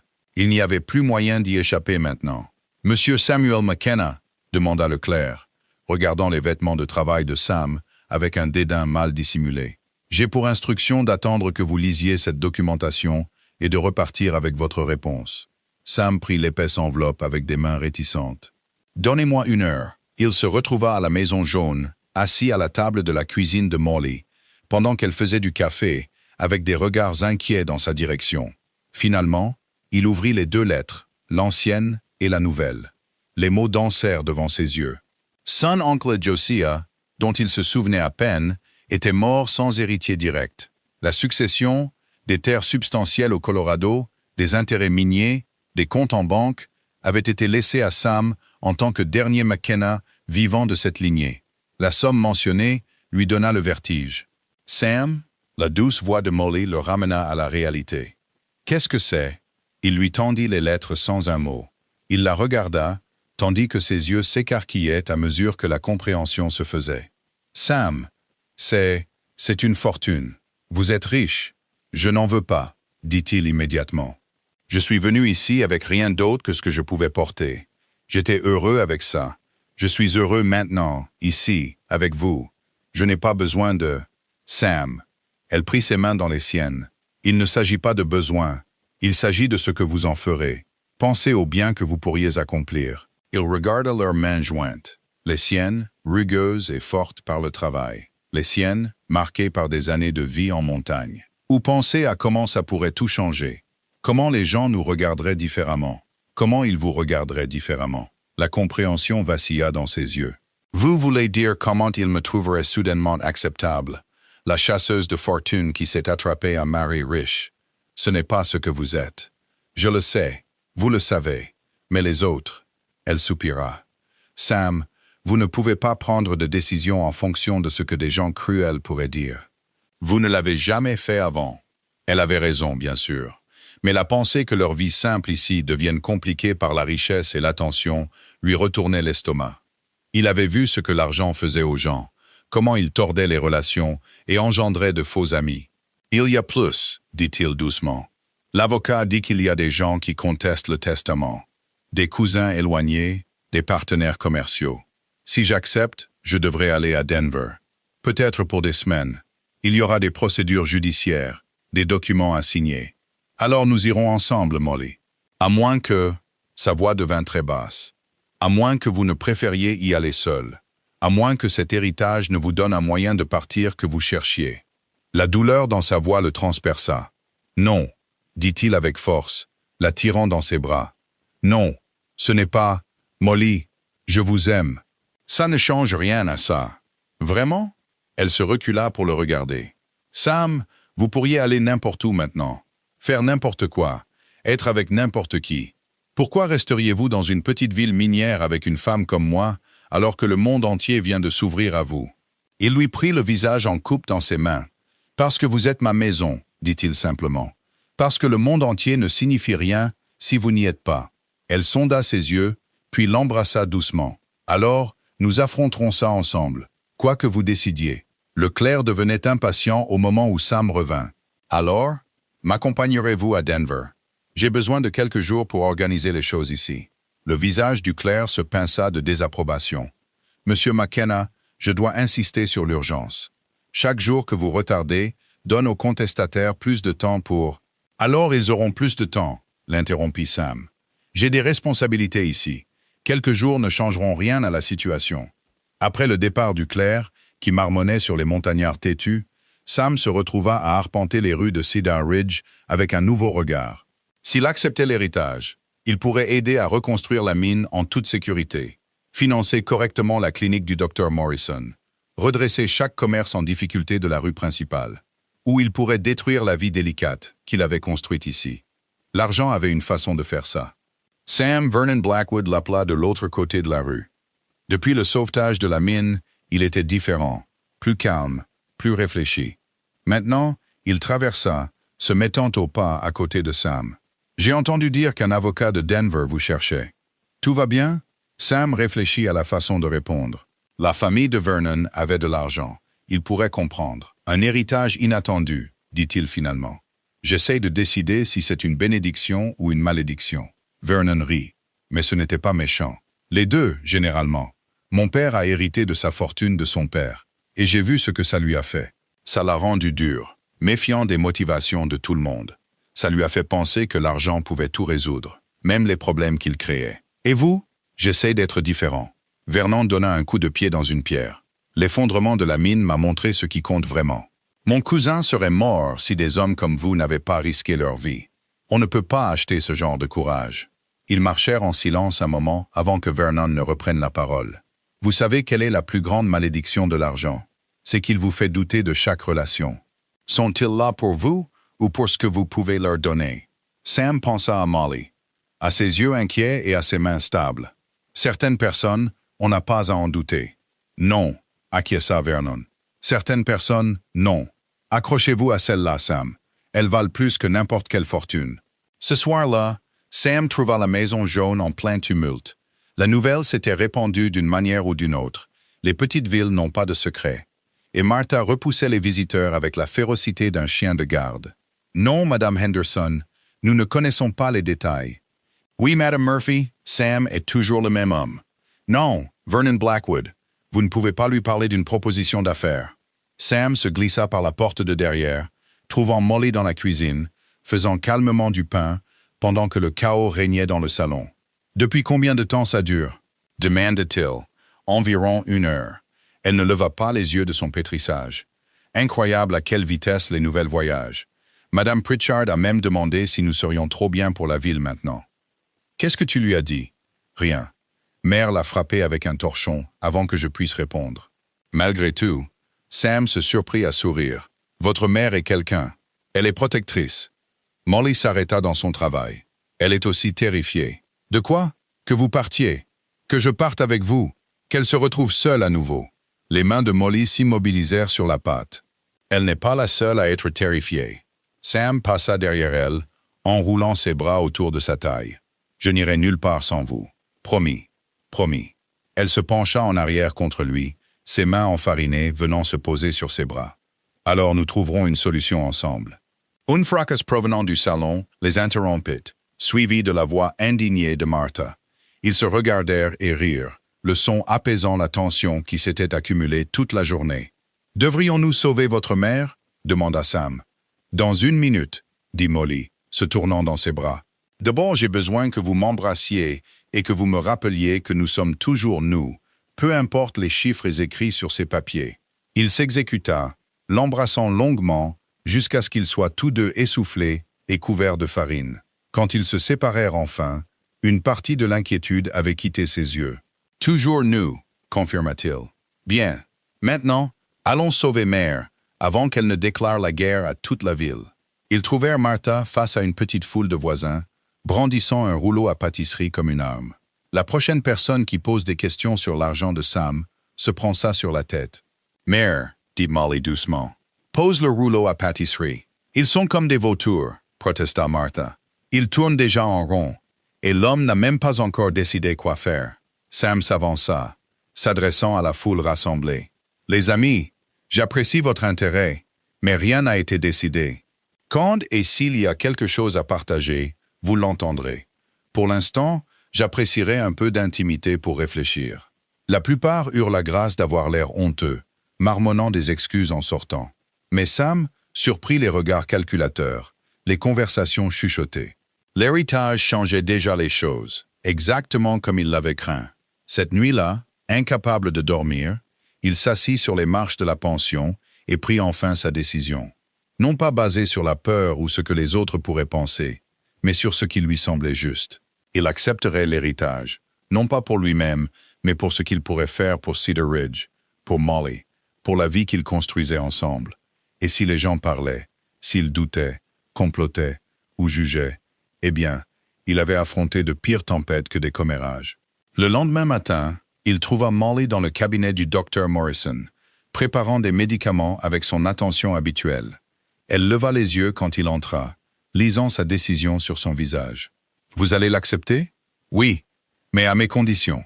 Et seulement si vous venez à Denver avec moi. » Elle posa la bouteille qu'elle tenait. « Sam, je ne peux pas partir comme ça. Le Dr. Morrison a besoin de... »« J'ai besoin de vous, dit-il simplement. Et j'ai parlé au doc ce matin. Il pense que le voyage serait éducatif pour vous. Des occasions de visiter des hôpitaux, d'assister à des conférences médicales. Il appelle ça une partie de votre formation. Vous avez arrangé ça? J'ai demandé. Il a accepté. Il a dit qu'il pourrait se débrouiller pendant quelques semaines avec l'aide des autres femmes de la ville. Sam prit ses mains. Je ne ferai pas ça sans vous, Molly. Nous l'affrontons ensemble, ou pas du tout. Elle resta silencieuse un long moment, puis serra ses mains. Ensemble alors. Bien que le ciel sache ce que la société de Denver pensera de nous. Qu'ils pensent ce qu'ils veulent, dit Sam. Nous savons qui nous sommes. Oui, acquiesça-t-elle, et son sourire fut comme un lever de soleil. Nous le savons. Le clerc, une fois informé, fut visiblement soulagé. Des arrangements furent pris pour le voyage. Le docteur Morrison donna sa bénédiction, ainsi qu'une liste de contacts médicaux à Denver, et Martha alterna entre les larmes et une fierté féroce. Alors que Sam emballait ses quelques affaires, le poids du changement s'installa sur ses épaules. Mais à côté de l'incertitude, il y avait autre chose. L'espoir. Pour la première fois en 23 ans, il choisissait de marcher vers quelque chose, au lieu de s'en éloigner. Et il ne marcherait pas seul. Le voyage à Denver avait été une révélation. Pendant 3 semaines, Sam avait navigué entre les avocats et les registres, tandis que Molly assistait à des conférences médicales et visitait des hôpitaux. Ils avaient affronté des matrones de la haute société méprisantes et des parents avides, avec une égale détermination. Et quand la poussière fut retombée, Sam avait non seulement obtenu son héritage, mais avait aussi créé un fonds pour Cedar Ridge, des fonds pour l'amélioration de la sécurité de la mine, l'expansion de la clinique et la première véritable école de la ville. Maintenant, ils étaient de retour, se tenant à nouveau dans le jardin de la Maison Jaune. Mais tout avait changé. Vernon Blackwood avait organisé une fête de bienvenue qui remplissait la rue principale. Les mêmes personnes qui s'étaient autrefois moquées de Molly cherchaient maintenant ses conseils médicaux et buvaient ses paroles sur les grands hôpitaux de Denver. « C'est étrange, dit doucement Molly, observant la célébration depuis le porche. Toute ma vie, j'ai voulu qu'ils me voient comme plus que la grosse Molly. Maintenant, ils le font, et je réalise que ça n'a pas autant d'importance que je le pensais. » Sam passa un bras autour de ses épaules. « Qu'est-ce qui compte alors? Vous, ma mère, le Dr. Morrison, le travail que je fais, les gens qui me voyaient avant Denver, avant l'argent. » Elle se pencha contre lui. « Le reste n'est que du bruit. Femme sage. » Il déposa un baiser sur sa tempe. « Je vous aime. Même si j'ai renversé ce vase chic dans le bureau de l'avocat. Surtout à cause de ça, son visage était impayable. » Elle rit, le son attirant Martha. La femme plus âgée était sobre depuis 2 semaines maintenant, ses yeux plus clairs que Sam ne les avait jamais vus. « Vous deux, vous comptez rester là toute la nuit ?» demanda Martha. « Toute la ville attend de porter un toast au couple heureux. Nous ne sommes pas, commença Molly. « Pas encore, l'interrompit Sam. Il se tourna pour faire face à Molly, son cœur battant comme s'il était de nouveau un jeune homme. Mais nous pourrions l'être. Les yeux de Molly s'écarquillèrent. Sam, il avait prévu de faire ça différemment, en privé. Mais d'une manière ou d'une autre, cela semblait juste. Ici, dans le jardin qu'elle avait si fidèlement entretenu, avec sa mère rayonnante et la ville célébrant au loin. « Molly Brennan », dit-il, s'agenouillant là, sur le porche. « Vous m'avez montré qu'un homme peut recommencer, que la maison n'est pas un lieu, mais une personne. Vous m'avez donné envie d'être meilleur que je ne le suis, de construire quelque chose de durable au lieu de toujours fuir. Voulez-vous m'épouser ?» Il sortit la bague qu'il avait achetée à Denver. Pas la plus tape à l'œil que le bijoutier lui avait montré, mais un simple anneau avec un petit saphir qui correspondait à ses yeux. « Oh, Sam !» souffla Molly, des larmes coulant sur son visage. « Oui, bien sûr, oui. » Ses mains tremblaient alors qu'il lui glissait la bague au doigt. Puis elle le releva, l'embrassant à pleine bouche tandis que Martha poussait un cri assez fort pour attirer l'attention de la rue. « A-t-elle dit oui ?» cria quelqu'un. « Elle a dit oui !» hurla Martha en retour, et une acclamation s'éleva qui pouvait probablement être entendue dans le comté voisin. Le reste de la soirée se passa dans un tourbillon de félicitations et de projets. Vernon Blackwood, maintenant sincèrement réformé et travaillant à se racheter pour des années de cruauté, proposa d'accueillir la réception de mariage. Le docteur Morrison se porta volontaire pour accompagner la mariée à l'hôtel. Toute la ville, semblait-il, voulait faire partie de leur bonheur. Mais c'est plus tard, quand la foule s'était dispersée et qu'ils étaient assis seuls sur la balançoire du porche, que Sam sentit le vrai poids du moment. « Êtes-vous sûr ?» demanda-t-il doucement. « Je ne suis pas un homme facile, Molly. J'ai mes humeurs, mes silences. Parfois, les montagnes m'appellent encore. Alors nous visiterons les montagnes, dit-elle simplement. Sam, je ne cherche pas la facilité. Je cherche le vrai. Quelqu'un qui me voit vraiment et qui choisit de rester quand même. Comme vous me voyez. Exactement comme ça. » Ils se marièrent 2 mois plus tard, par une fraîche journée de décembre, avec de la neige saupoudrant, les montagnes comme du sucre. L'église était bondée, les gens debout dans les allées et débordant par les portes. Molly portait une robe d'un bleu profond que Martha et le cercle de couture des dames avaient confectionné. Et Sam n'avait jamais rien vu de plus beau. Le docteur Morrison la conduisit à l'hôtel, ses yeux étrangement humides. « Prenez soin d'elle », murmura-t-il à Sam. « De ma vie », promit Sam. La cérémonie fut simple, les mots traditionnels, mais Sam sentit chacun d'eux dans ses os. Quand le pasteur les déclara mari et femme, quand il embrassa Molly sous les applaudissements de toute la ville, quelque chose en lui s'apaisa enfin. L'agitation qui l'avait poussé pendant 23 ans se calma enfin. La réception au ranch de la famille de Vernon était somptueuse pour les standards de Cedar Ridge. De la nourriture couvrait chaque surface, des musiciens jouaient, et les gens dansèrent jusqu'à en avoir mal aux pieds. Sam réussit même quelques tours de piste avec sa mariée, bien qu'il l'ait prévenu que sa danse était plus rouillée que ses gonds. « Vous vous en sortez bien » rit-elle alors qu'ils se balançaient ensemble. « Tout est parfait, même le fait que je vous marche sur les pieds. Surtout ça, ça veut dire que vous essayez. » Alors que la soirée avançait, Sam se retrouva sur le porche avec Vernon, de toutes les personnes, partageant un verre et regardant les festivités par la fenêtre. « Je n'aurais jamais pensé voir ce jour, » dit Vernon. « Moi, organisant la réception de mariage de Molly Brennan. La vie prend des tournants étranges. C'est vrai. » Vernon resta silencieux un moment. « Je suis content qu'elle vous ait trouvé. Content que vous vous soyez trouvés tous les deux. Ça me fait penser qu'il y a peut-être de l'espoir pour nous tous. »« Il y en a, » dit Sam. « Il suffit d'être prêt à changer. » Plus tard, alors que lui et Molly se préparaient à partir pour leur nuit de noces au meilleur hôtel de la ville, un cadeau des mineurs reconnaissants dont il avait aidé à sauver la vie, la foule se rassembla pour leur dire au revoir. « Soyez heureux, » dit Martha, les serrant tous les deux férocement dans ses bras. « Soyez si heureux que ça compense toutes les années qui ne l'ont pas été. »« Nous le serons, » promit Molly, alors qu'ils s'éloignaient dans une calèche empruntée, décorée de rubans et de cloches.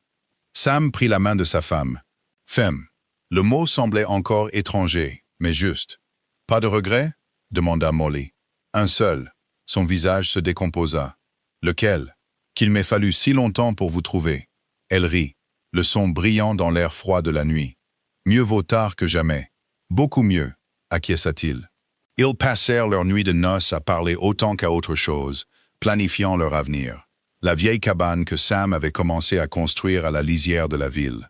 Assez proche pour que Molly continue à travailler avec le Dr. Morrison, mais assez loin pour le calme que Sam désirait encore parfois. Les enfants qu'ils espéraient, les façons dont ils utiliseraient l'héritage pour aider la ville sans que cela ne change qui ils étaient. « Je veux que nos enfants connaissent les deux mondes », dit Molly, blottie contre lui. « Les montagnes que vous aimez et la communauté que je chéris. Je veux qu'ils soient forts et gentils, pratiques et compatissants, comme leur mère, et courageux et intègres, comme leur père. » Sam la serra plus fort, s'émerveillant de sa chaleur solide, de la réalité de ce moment. « Je vous aime, Madame McKenna. Et je vous aime, Monsieur McKenna. » Pour toujours. Dehors, par la fenêtre de leur hôtel, la neige commença à tomber, recouvrant Cedar Ridge de blanc. Elle couvrait la mine et la maison jaune, l'église et le saloon, rendant tout propre et neuf. Un nouveau départ, pensa Sam, pour eux tous. Le matin, ils retourneraient à la vie réelle. Il y aurait des défis, il y en a toujours, des gens qui doutaient encore, des problèmes que l'argent ne pouvait pas résoudre, le travail quotidien de construire une vie ensemble. Mais ce soir, ils avaient ça, l'un l'autre, et la promesse de toutes les années à venir. « Vous savez quoi ?»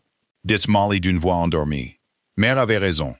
Parfois, les meilleures choses viennent des endroits les plus inattendus. L'entremise d'une femme ivre, l'arrivée d'un vagabond, un effondrement de mine, un héritage, un jardin qui avait besoin d'être admiré, ajouta Sam. Oui, acquiesça-t-elle. Ça aussi. Ils s'endormirent ainsi, enlacés et contents, tandis que dehors la neige continuait de tomber. Le matin, Cedar Ridge se réveillerait sur un monde transformé, blanc et immaculé, et plein de possibilités. Tout comme la vie que Sam McKenna et Molly Brennan McKenna construisaient ensemble. Inattendue, imparfaite et absolument magnifique. La maison jaune était vide cette nuit-là, mais cela ne dérangeait pas Martha. Elle était assise près de sa fenêtre, sobre et souriante, regardant la neige tomber et pensant aux petits-enfants qui courraient dans ce jardin. Forts, solides et aimés au-delà de toute mesure. En bas, au saloon, Barney polissait des verres et racontait à qui voulait l'entendre le jour où Martha Brennan avait ramené un montagnard et changé le cours de 3 vies. Et dans leur chambre d'hôtel, Sam serra sa femme contre lui et remercia la force, quelle qu'elle soit, qui l'avait fait descendre des montagnes jusqu'à cet endroit. Cette femme, cette vie qu'il n'avait jamais osé imaginer pouvoir être la sienne. Pour toujours, murmura-t-il dans l'obscurité. Pour toujours, confirma-t-elle. Et à Cedar Ridge, là où les montagnes rencontraient la vallée et où les âmes brisées trouvaient la guérison, le pour toujours semblait non seulement possible, mais promis.